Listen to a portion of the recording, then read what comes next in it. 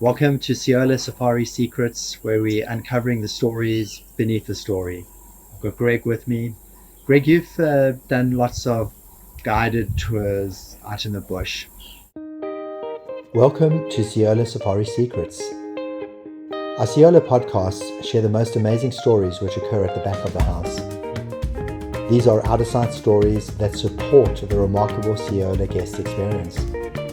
Our hope is that these stories of intrigue demonstrate the wonder and amazement of the Seolo bush experience.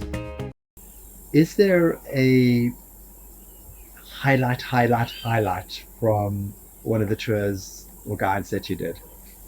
Yeah, definitely. There's a lot of highlights in different categories and different sort of senses, but I think what stands out the most is I did a safari, did a drive on our concession. We've got a dam on our concession that I picked for a sundowner stop, and stopped for sundowners next to this dam.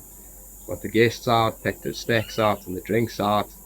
And it was quite interesting. The guests were asking me questions, much like you just asked me now. What is the coolest experience you've ever experienced in the Kruger National Park, or the closest encounter with an animal? And we were busy chatting about it.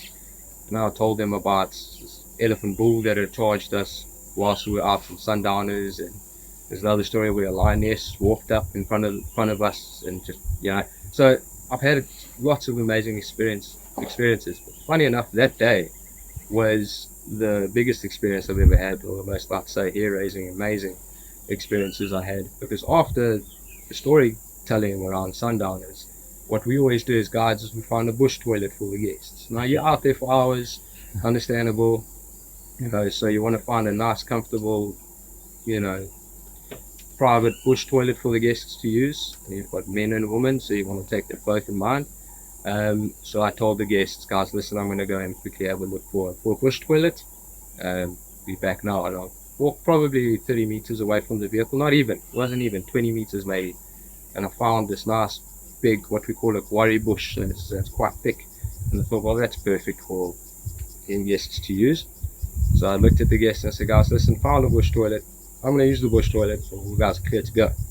And as I was approaching this quarry bush, I'd scanned the surroundings. It was all clear. But what I had not seen is a male lion sleeping behind that actual bush. So now I'm approaching, and it's a little bit of a decline that I was walking down, a little bit of a slope towards the bush. And I'm walking towards the bush, and I just spot something out of the corner of my eye. Like, this does not look natural. And we have a look, and it was a big male lion sleeping right there. And at the time when I noticed it, I was about 1.5 meters away from this lion. So obviously decided then and there that that's not a good bush toilet, but I still had to get out of that scenario. Lion was sleeping. I decided to take a step back, and as I stepped back, the loose gravel underneath my foot gave way, and I fell back, and the lion woke up. And at that point in time, look, growing in the Kruger National Park, growing up here, number one rule is don't run, don't turn your back, don't run. I had to run, I had no other option. I was way too close to the line. It was also, there was an embankment on the other side, so it was cornered. I decided, well, listen, I'm going to have to run.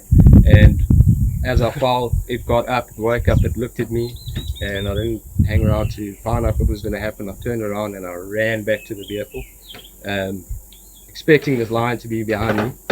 And the guests were all standing there like, what is this guy doing? And I'm like, get in the vehicle, get in the vehicle. And all got in the vehicle casually, and I said, there's a lion. And one of the guests actually said, no man, you're joking, you're kidding with us, it's a prank. And I said, can you see how pale I am?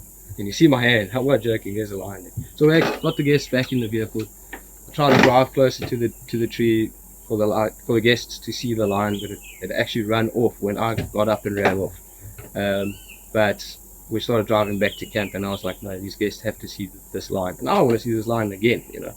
We drove back, and there the lion was lying next to the dam, and he was almost lying there as if like, yo, Craig, I got you this day, I got you today. Anyway, so that was by far the most hair-raising, adrenaline pumping, and it also reminded me to not be complacent. I'm not complacent. I've got a healthy respect for the bush, but it reminded me that I've been here my whole life, but it doesn't mean I know everything, and it doesn't mean that I can be complacent. Yeah. So that was a good wake up call.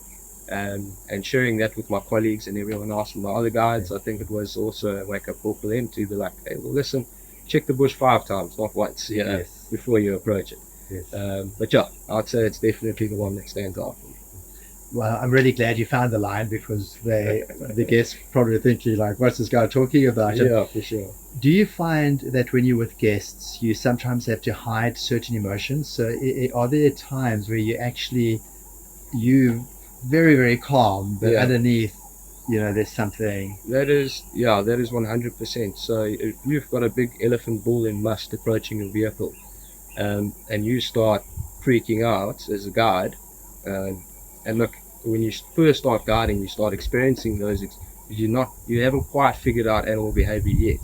So I remember when I first started guiding, and now I've got other, people's lives in my hands as well, and their safety, and you'd have this big elephant bull, and you realize that the road, you can't really reverse or get out of there.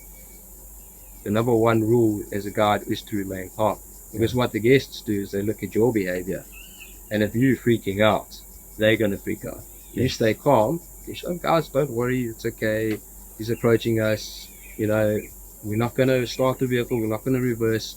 We're going to, by then, we might just entice him. So he's going to come investigate, and he's going to lose interest, and he's going to move off. And then the guests are calm about it. So, yeah, they definitely do pick up on your body language and your behavior. So your heart's pounding. But your heart is pounding. Your heart is pounding, and you're like, well, I really hope this turns out good. Yeah, no, it does happen, for sure, 100%. Hey, Greg, I want to ask you one more question. And when somebody like me is in the park, who hasn't grown up in the bush like you, sometimes you have this almost just hope, and you say to the people around you, we're going to see a lion soon. 5 minutes, we're going to see a lion. And invariably you don't see it. It's almost like a false hope.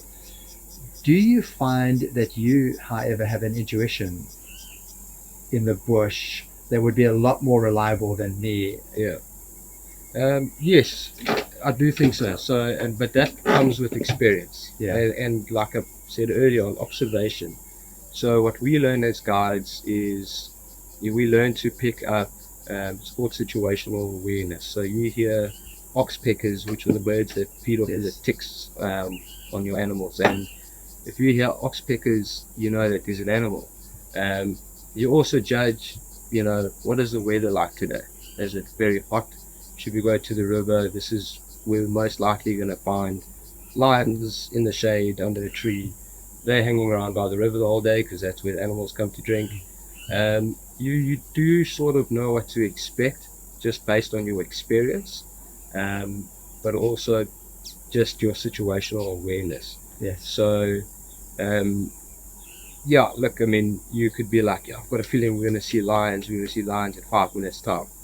And I'm going to be sitting there calculating, and what chances are very slim we're going to see lions. We're driving into an area that's thick, it's hot. The lions are flat cat. They sleep the whole day. So, I would say that we've got an advantage.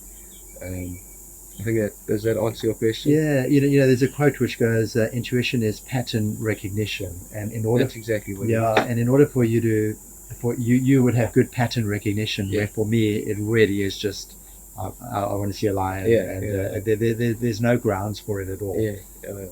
So sometimes when you're with a guide and they're slowing down, they might not be telling you, but there's something going on inside which says this could be something here. Exactly, for sure. Okay.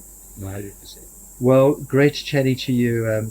I think what really stood out for me from our conversation was when you were speaking about the lion. And sometimes we can become almost arrogant. And it's the lesson that all of us need to learn, which says when we think we know a lot, often we don't know a lot. Exactly. There's always more to learn. 100%. And if you think there's no lions out there, well, look again. Exactly. I think we can all learn from that. I would say so. But thank you for having me. It's been great chatting to you, Greg. Wealth of knowledge. Thank you.